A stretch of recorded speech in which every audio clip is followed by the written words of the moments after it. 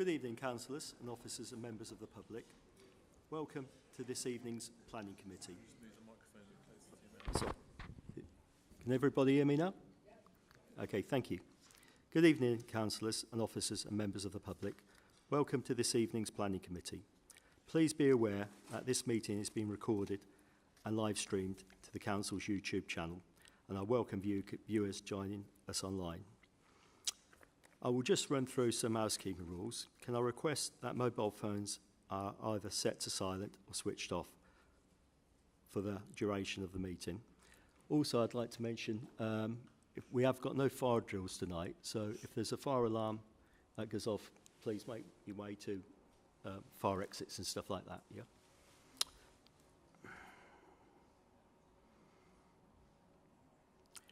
I will now run through the protocol for member and public participation and the rules of debate. Please note that the Chair's ruling during this debate will be final. If you have registered to speak, I would introduce you by name and invite you to address the meeting at the appropriate time. You will then have 3 minutes to speak to the committee.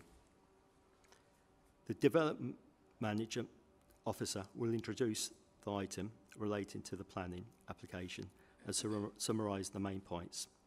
When this has been completed, I will then invite members of the public and councillors who have registered to speak on the item to address the meeting. Members of the committee will then be given the opportunity to ask for clarification from speakers, and the item will then be moved and seconded and debated before a vote is taken. Item 1, any apologies? We have apologies from Councillor David Brackenbury. Okay. Item 2, declarations of interest. Are there any members to confirm that they are coming to the meeting with an open mind and not predetermined any of the applications? When declaring, sorry. Yes, Chair. Item 5, Greenfields School. I previously sat on the Planning Committee at Kettering Town Council, where we supported that application. But I feel I've come in with an open mind and not... So you're not predetermined? No. Okay. Just predisposed to that application support. Thank you. That's all. Okay. Yeah, so if there is anybody else, if when the item number comes up and they have an interest, could they determine the nature of interest and whether interest is disclosable or procuring interest on non-registrable interest? Has anybody undertaken any informal site visits on any of these applications? No? Okay. In that case, we'll move on to item 3, minutes of the meeting held on 5th of March. Are all members happy for us to sign the minutes of the last meeting as true record?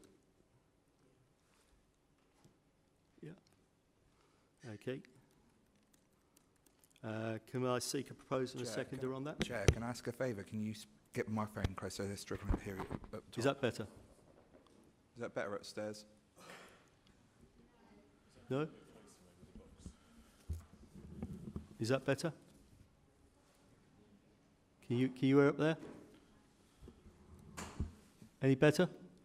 Yeah? Okay, thank you. Sorry about that. Yeah, so can I seek a proposer and a seconder to accept the minutes, please? Councillor William Colbrine and Councillor Morris Elgin to second, yeah? Okay. Moving on to item 4, minutes of the meeting held on the 16th of April 2025. Are members happy that for me to sign the minutes of the last meeting as a true record? Can I have a proposer? Councillor Scott Brown. Can I have a seconder, please? Dennis McLean. All right, thank you very much. Moving on to item 5, planning applications.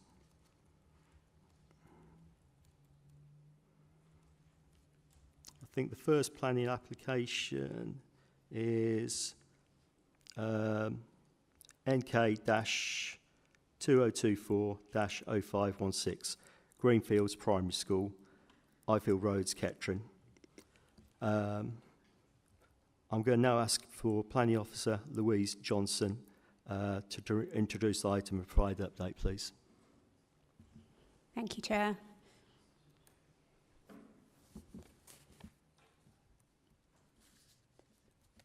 Sorry, bear with me one moment.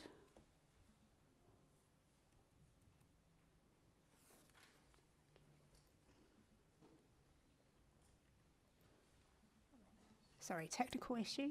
It's not moving on there.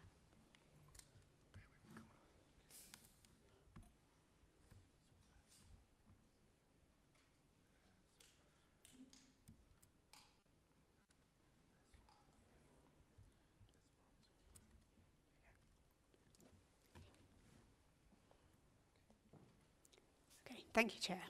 So this application is at the Greenfield Primary School, on Highfield Road, Kettering. It's a school that caters for children up to Year 6, as well as children with special educational needs. The proposal is for demolition of a mobile classroom and erection of a building for 4 SEN classrooms with associated parking arrangements.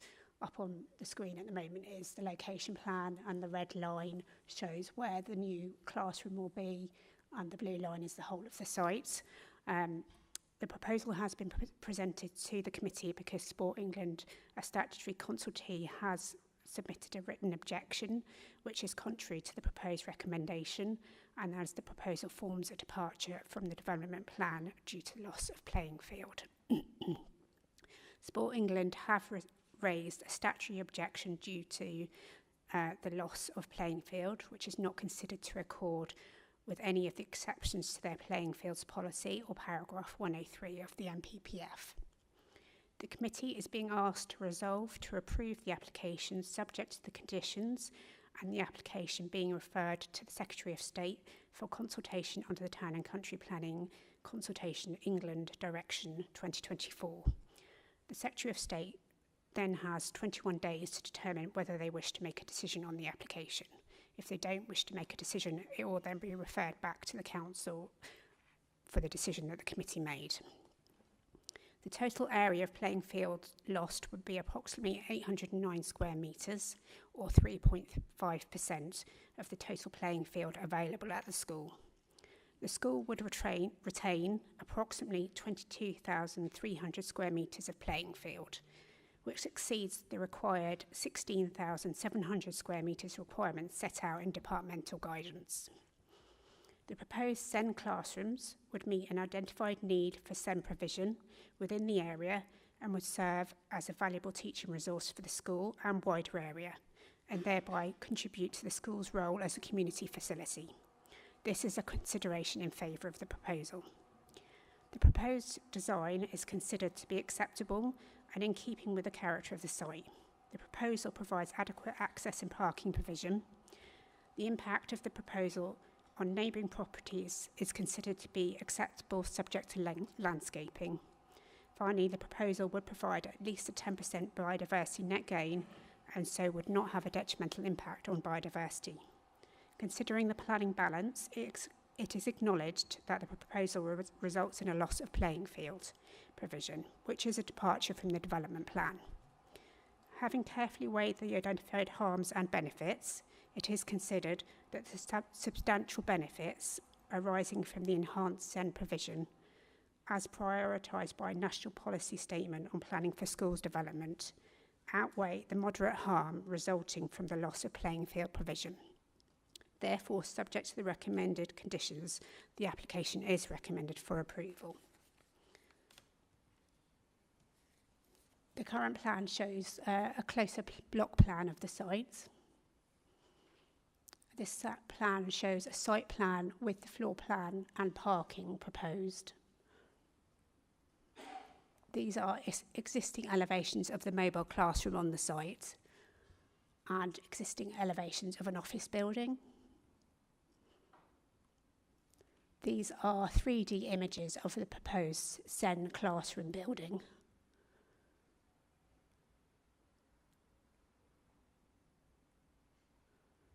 and proposed elevations of the same building.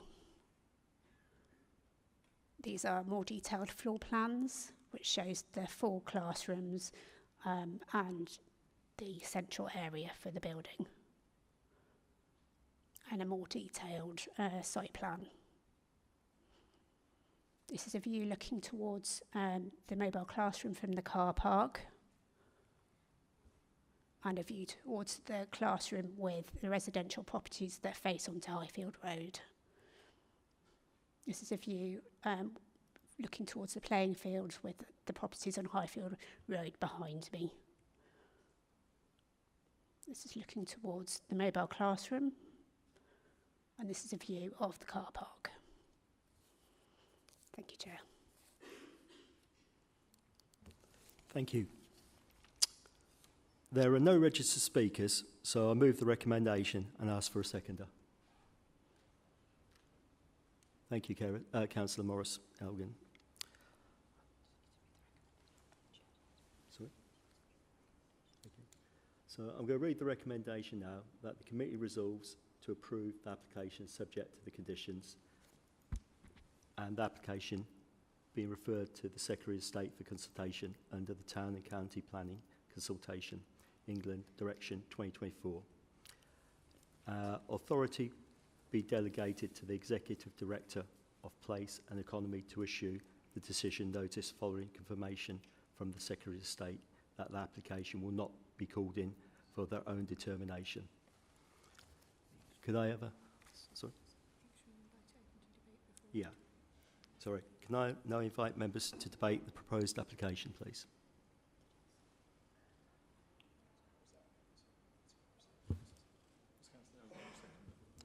Councillor Elgin seconded it.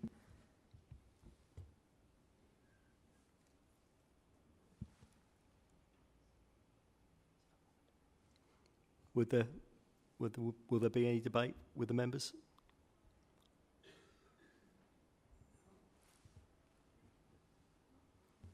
Councillor James Towns. Chair, yes. In balance, I would say that this application should be allowed to go ahead.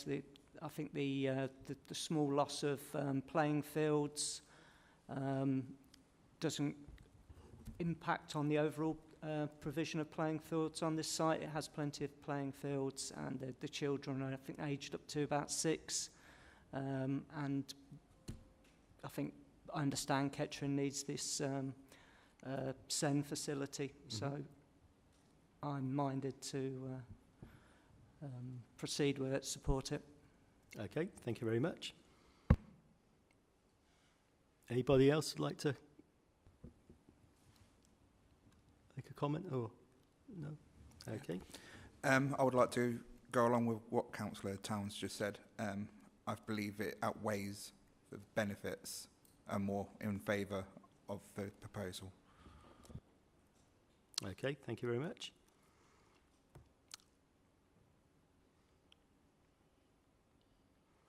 Do we go to the voting?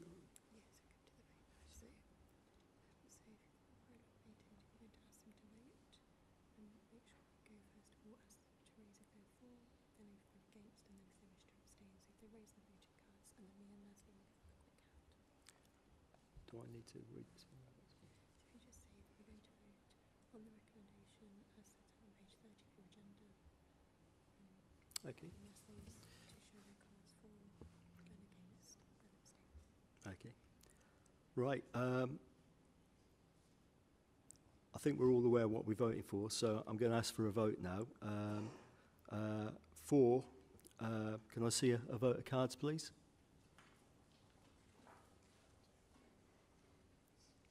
2, 3, 4, 2, 3, 4. 11. So that's 11-4. Is there anybody against, please?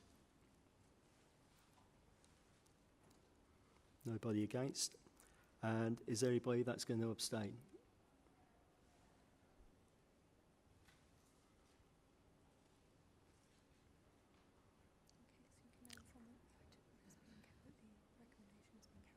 So I'll state that the item has been carried then, and we'll move on to the next item. So the next item is item 6, which is NE-24082-F FUL, sorry, yeah. 10 Brambleside, Thrapston, NM144PY. There are 3 registered speakers, a representative from Blossom Children's Home, a representative of Thrapston Town Council, and a public ejector. Each speaker has 3 minutes. So I will invite the speakers in order. So the first one. Sorry? Oh, sorry, yeah. Okay. Can I invite the Planning Officer, Eric Davis, to introduce item and provide updates, please? Sorry. Thank you, Chair. This application is for 10 Brambleside, Thrapston, and it's for the change of use of the residential dwelling into children's home for up to 6 children, being looked after by 3 full-time carers and a manager visiting during the daytime. The application is being presented to committee in accordance with the Council's scheme of delegation, as delegated authority should not be exercised for applications where a minimum of 5 objections have been submitted. Again, and they are contrary to the officer's recommendation. The committee is being asked to consider whether to grant planning consent subject to conditions. The proposal involves the change of use of an existing dwelling house to a children's care home for a maximum of 6 children. As part of the proposal, the existing garage will be converted to a sensory room, and the existing annex will be used as a playroom. There are no external or other external or internal alterations being proposed. As you can see here, the application site is marked in red. And this is an aerial view of the property in question. The application site comprises, as you can see, a large detached 2-story dwelling house located to the northeast of Brambleside. The dwelling is within an exclusively residential area of Thrapston, and provides accommodation in the form of 6 bedrooms, 4 of them with ensuite bathroom or shower at first floor, and a sitting room, lounge, dining room, utility room, a large open plan kitchen, family room, and conservatory at ground floor level. A further room with ensuite is provided in the attached annex, and as you can see, the dwelling benefits from an attached double garage to the side, a large garden to the rear, and off-road parking to the front. There's a public footpath along up to the side of the application site. This is an image from of the building from the street.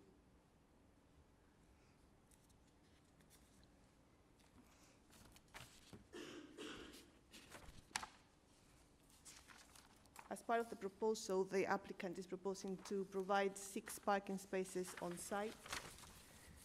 We have received objections in regard to the proposed parking because the parking spaces do not fully accord with the parking requirements for residential developments. However, for the proposed use, the parking spaces are considered appropriate because the carers would not be expected to undertake activities that would be otherwise undertaken by a full-time resident, such as washing the car, repairing the car, or giving other types of maintenance.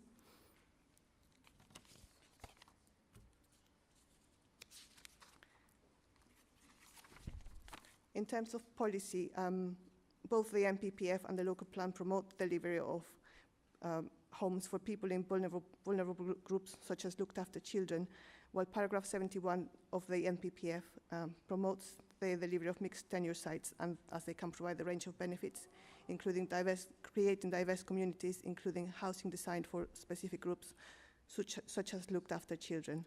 Policy 30 of the Joint Core Strategy supports the provision of housing mix and tenure, particularly for the provision of housing to meet specialized housing requirements, including designated, sheltered, and extra care accommodation.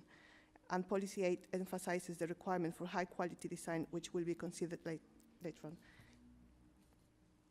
This is a floor plan of the ground floor.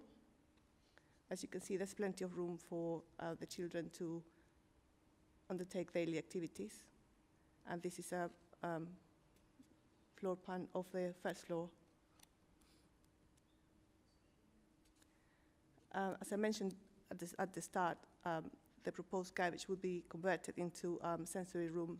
So the two garage doors would be replaced by 2 windows, and there would be no changes to the rear. In terms of overflow parking, I went to have a look at the site, and I found that there could be potentially 3 or 4 parking spaces if there was a need for overflow parking. However, considering that there would be 3 full-time carers and the applicant is providing 6 parking spaces, there would be no need for the overflow parking, but it is there if it's necessary. This is an image from street view. This is the adjacent dwelling at number 11. And this is the adjacent building at number 9.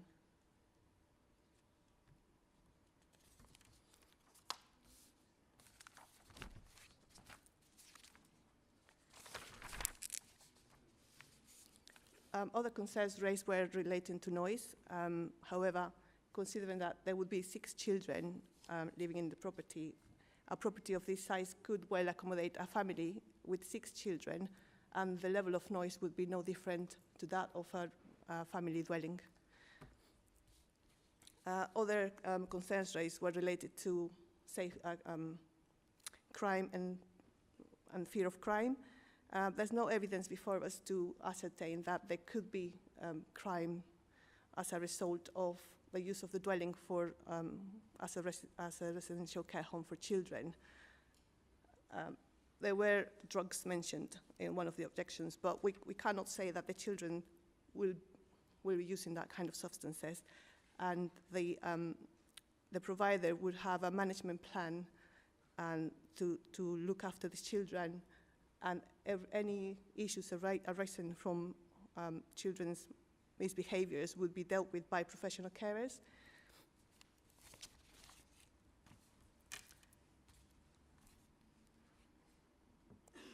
In addition to this, the development would promote and foster good relations between persons who share a protected characteristic and persons who do not share it by enabling care within their community, and it may enable persons with a protected characteristic to better participate in public life by being part of the community.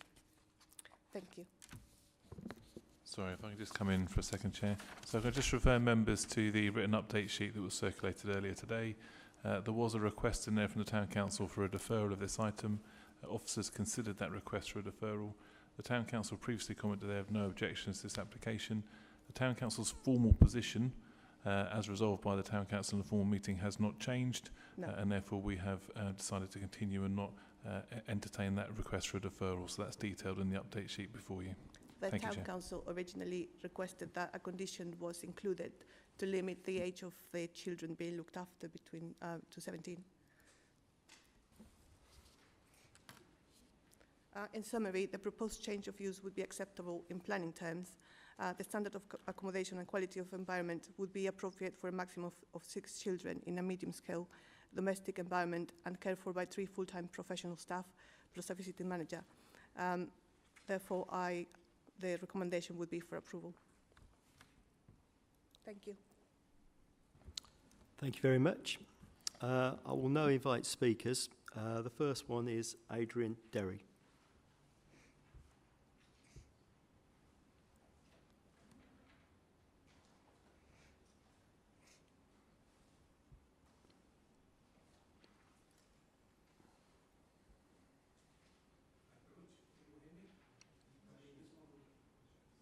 Please use the microphone so everyone can hear. Okay, how's that? Okay. Just very quickly, just before I start, obviously we hadn't heard the case officer's report, so some of my comments might be superseded by the case officer's report to you. As residents, we must express serious concerns regarding the case officer's report, which failed to properly reflect key issues that had been raised repeatedly throughout the application process. Item 5.2 refers to a clear requirement from the Local Highways Authority on the 4th of May, stating that parking spaces must measure a minimum 3 metres wide, in accordance with your adopted parking standards 2016. This is not a suggestion, it is a council policy. And yet, despite no amendments being made to the applicant's plans, the LHA's final comments on the 21st of May suddenly offer no objection. The parking spaces remain too small. They are not policy compliant, and this has been ignored, both by the applicant and by the LHA. What is even more troubling is that the case officer's report fails to address this contradiction entirely. How are residents meant to trust the process when such basic, measurable non-compliance is brushed aside without explanation? Item 5.3 notes residents' concerns about insufficient parking, but it leaves out an important fact, that we also raise specific and repeated concerns about the size of these parking spaces. This dates back to January the 28th. And by admitting that, the report downplays the strength and detail of public objection. We find that unacceptable. It also mentions residents' noise concerns. That's why we were calling for a dusk to dawn curfew on external activity and noise as a condition. If this application is to proceed, because if the council won't act preemptively, residents will be left bearing the consequences and forced into constant complaint and confrontation. The report also states at item 7.4.2 that 5 off-road parking spaces can be provided and this would be sufficient for staff and visitors. This is simply false. The LHA's own standards require 6 spaces for this use. Now, the applicant's most recent plan does show 6 spaces, but not one of them is compliant with the council's size requirements. This should be a clear red flag. Instead, it's being ignored again. What we're seeing here is a worrying erosion of policy, not through deliberate change, but through neglect, through silence, and through failure to apply what the council itself has adopted. Let's be very clear. If policies like parking standards are not enforced, then they're meaningless. And if members of the public are forced to be the ones holding the council to account, then something's very wrong. What happens here today matters, because if what is approved here could be cited again and again in future applications, weakening standards district-wide. This application is based on flawed plans, inconsistent consultation responses and non-compliant parking. It fails to meet the minimum standards set by this council, standards you are entrusted to uphold. We urge you not to let this slide through. Sorry to interrupt you, but you've had your 3 minutes, so... I've got 2 sentences left, please. Refuse this application in its current form. Send a message that policies matter and that public trust in the planning process still counts for something, because you need that trust at the moment. Thank you. Sorry, sir, just wait there a second, sir. Could you just stay there for 1 second, please? Have we got any questions or clarifications we'd like to ask? Yeah, Councillor Cohen. Yeah, I'd like to ask the gentleman to further clarify the parking situation, the tightness of it, for example. I don't know if I picked it up correctly, sir. Yes, certainly. The LHA has confirmed that the minimum sizes for parking places need to be 3 metres wide by 5.5 metres long. Okay, and that where they're adjacent to walls or a structure, in this case there's a boundary to my property at number 11, there's a fence post for the automatic gates, and then you've got the existing garage structure, that where they're adjacent to walls or structures they need to be 3.3 metres by 5 metres, 5.5 metres. That's an adopted standard in your policy. They're not. These ones there measure about 2.8 metres all over. They're not wide enough. If you make them to the minimum widths as by your policy, you can't get 6 car parking spaces on that site.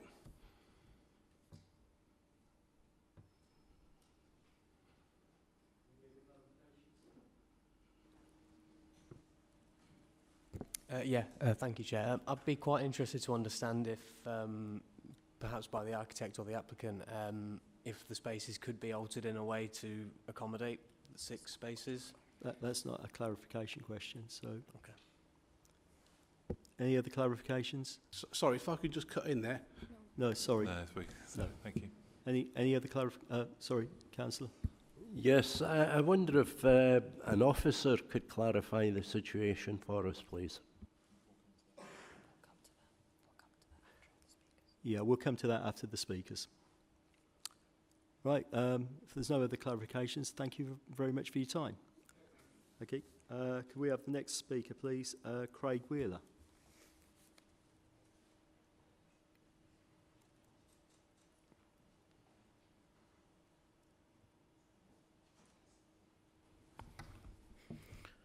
Good evening, Chair and members of the committee. I come before you today as the Chair and Mayor of Thrapston Town Council, and respectfully, as I've already heard, you've already been asked to defer it, but I will request that if you could defer this item and reconsider that, then the Town Council would like to further discuss it on the basis that we have just had an election and the makeup of that council has significantly changed since we put our initial comments in. While the previous elected members of Thrapston Town Council raised no objection in principle, it did so with firm conditions, and those were that the C2 use class should be restricted exclusively to a children's home, that the number of residents must not exceed 6, and that the age range remained of 7 to 17 years must be strictly adhered to. In addition, the council formally echoed the concerns of many residents who have expressed strong objections to the proposal, primarily based on its unsuitability for this location. Residents have cited the inaccuracies in the application, described as largely cut and paste with insufficient detail, a lack of engagement with neighbouring households, no assessment of the impact on elderly residents in close proximity, concerns about additional traffic and substandard parking provision, the absence of a noise impact study, failure to demonstrate a local need for this facility, and wider concerns about the burden on already stretched local services. Let me be clear though, this is not about opposing the principle of care provision. Thrapston is a welcoming and supportive town. This is about ensuring that any such development is delivered in a location where it works for the service users, for the care staff, and for the wider community. By deferring this application, you would allow newly elected town councillors to do their job properly, to engage, review and represent. And you encourage the applicant to speak directly to local residents to build trust and understanding. And that's something that the Town Council asked the applicant to do at our planning committee meeting, and that hasn't happened as of yet. So please support this request for a deferral, and thank you for your time. Thank you. If you could just stay there for a second. Any questions of clarification?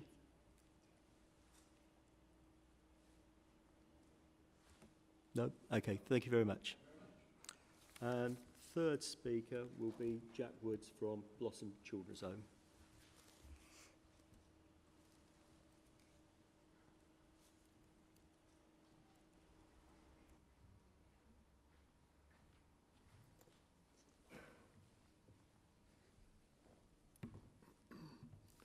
Good evening, everyone. Thank you for giving me the opportunity to speak on behalf of Blossom Children's Homes this evening. To begin, I'd like to try and alleviate some of the concerns that were raised by the local residents of Brambleside as part of the planning application and subsequent committee meeting that has taken place already. It was shared that there could have been more engagement with current residents of the area, and this is something we hope to work towards as the process continues. We value the views of all stakeholders when caring for the vulnerable children who reside within our homes. This includes our commitment to being good neighbours. We have worked with agencies involved in the planning application process to ensure all requirements and observations are met. We understand that there may be some anxieties linked to the opening of a children's home in the area. I hope to offer some reassurances about the areas concerned that have been shared. The home will be registered with Ofsted under the category of supporting children who have a diagnosed learning disability. Historically, we have not required the assistance of police to respond to incidents within the home. The children we care for have complex needs, but not in the sense of antisocial or criminal behaviour, and will always be supported by the adults in the home to access the community safely. We do not anticipate there to be an increased traffic in the area outside of what a typical family would require for the size of the home. Additionally, outside of what is detailed within the application itself, the external appearance of the home will not be altered. Children who are placed in residential care settings deserve to experience living in an environment that is in keeping with what we would describe as a typical family, including the physical environment. We have registered schools within our organisation which will be able to provide the education for our children, mitigating the need for existing school places to be taken by children who may move to the home. And that's it for me. Thank you. Thank you. Could you just stay there for a sec? Any questions for clarification?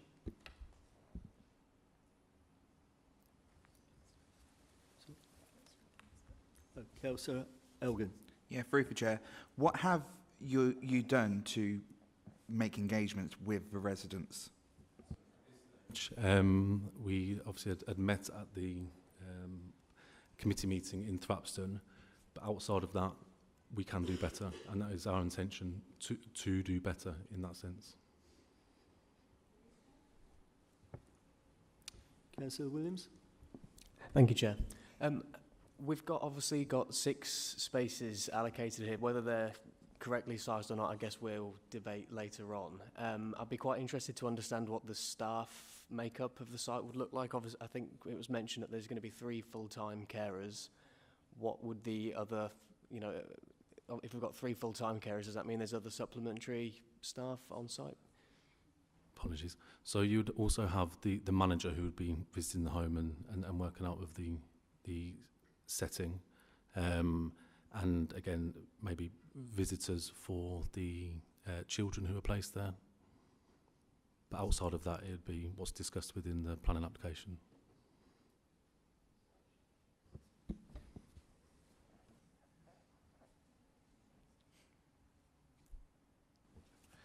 Through the chair again. So these are severely handicapped people with severe learning difficulties. Sure, handicapped PC, but so diagnosed learning disability. So similar to the previous application around the SEN school. So for example, the children that would attend that provision would have the same or similar needs to the children who would be placed at our home.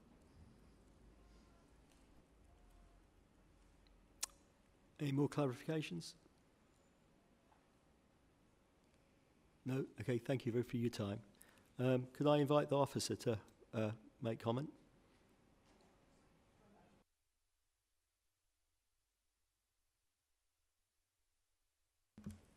Sorry.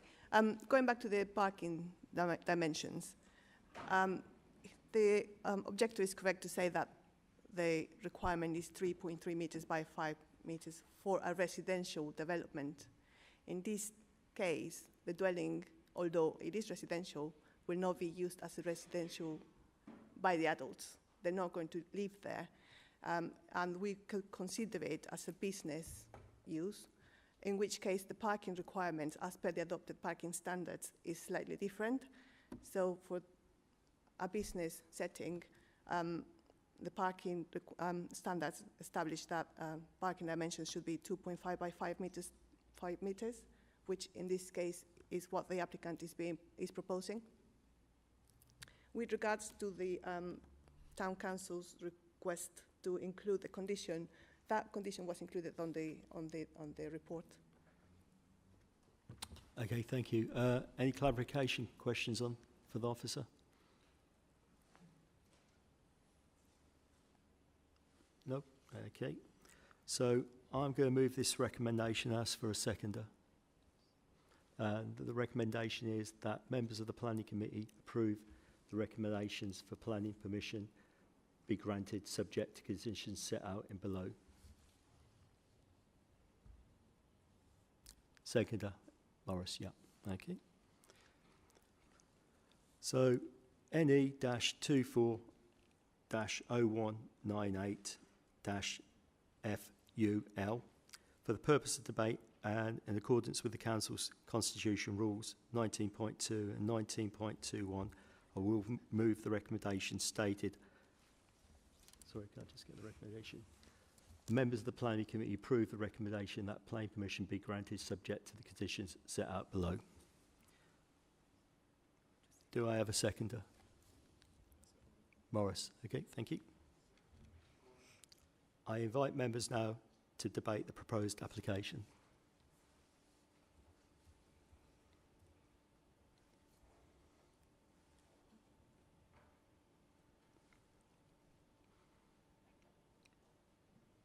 No, Scott?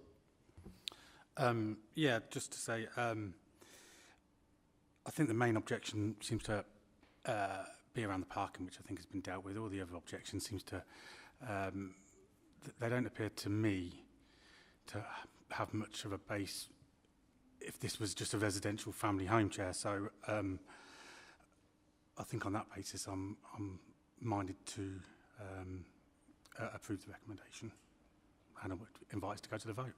Yep. I'll just get 48 back up, please. So if there's no more debate, I'm just going to remind what the committee are voting on. The members of the planning committee are recommending the approval recommendation that the planning permission be granted subject to the conditions. I will now take a vote. All for it? Can we show you cards? So we've got 1, 2, 3, 4, 5, 6, 7, 8, 9, 10. Any against? One against. Anybody abstaining? Okay. I will. Yeah, the vote has now been carried. 4. Yeah. Sorry, the vote has been carried. Yes. Yeah. So we move on to item 7 now.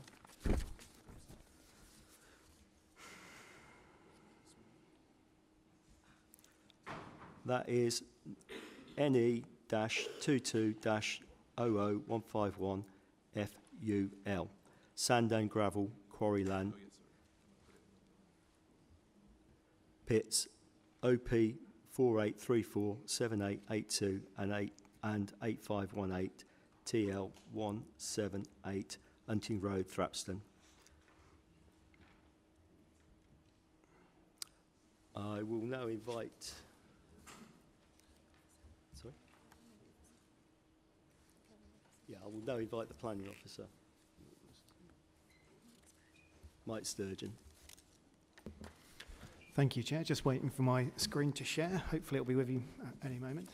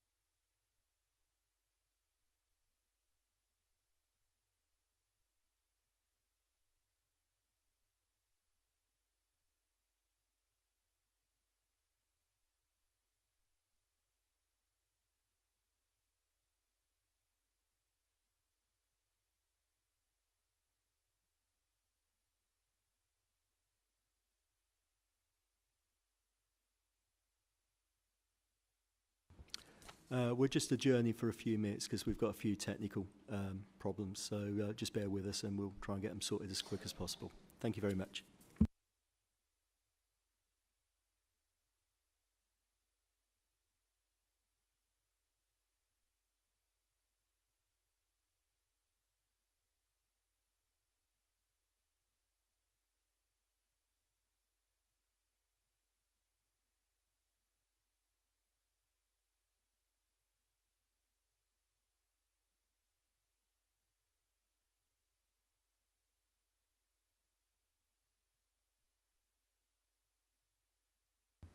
Apologies, Chair. So we we had just, a few technical we just pause issues. for a second. Sure.